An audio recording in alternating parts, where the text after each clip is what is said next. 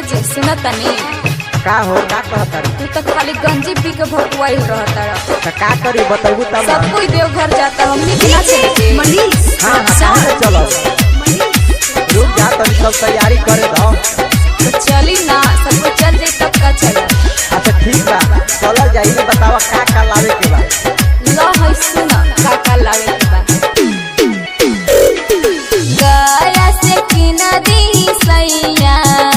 गेरुआ रंग के सड़िया हाजी सैया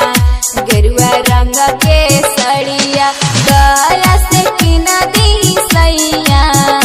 गेरुआ रंग के सड़िया हाजी सैया गेरुआ रंग के सड़िया की जल ढार चलिए सैया की जल ढार चलिए सैया देवघर नागरिया जी सैया देवघर नागरिया गया से किना देहब धनिया गेरुआ रंग के साड़िया है हो धनी गेरुआ रंग के साड़िया गया से किना देहब धनिया गेरुआ रंग के साड़िया है हो धनी गेरुआ रंग के साड़िया जल धार चलाए धनिया जल धार चल बधनिया देवघर नागरिया है हो धनी देवघर नागरिया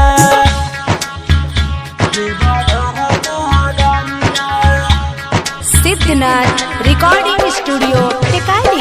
डीजे मनीष रक्सौल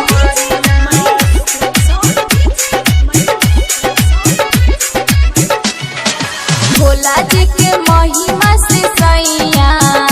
लगलो नौकरिया जी सैया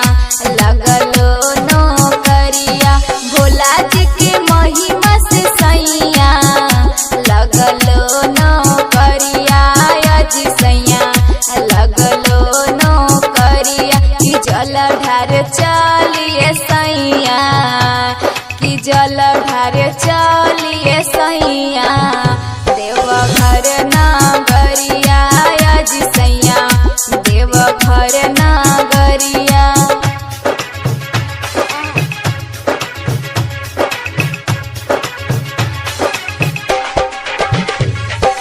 डीजे मनीष रक्सौल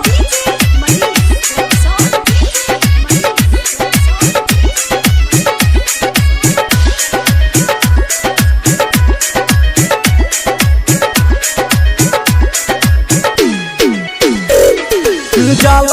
से बनी जाए धनिया भोला के कांवरिया है हो धनी भोला के कांवरिया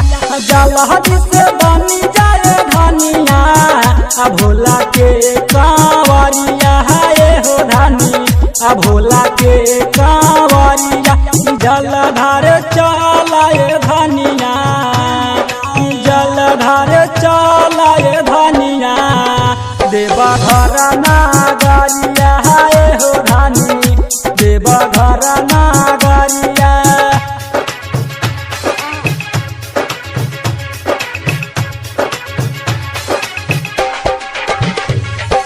डीजे मनीष रक्सौल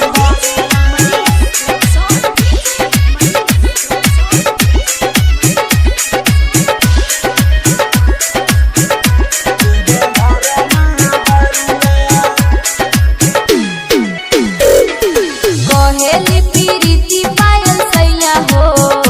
तोहरो में हरिया जी सैया सुनी तेरे पूररिया कहल रवि अमित से हो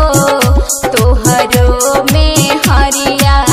जी सैया सुनी ना मुररिया की जल ढार चलिए सैया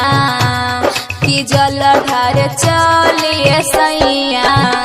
देवघर नागरिया जी सैया देवघर नागरिया चली ना।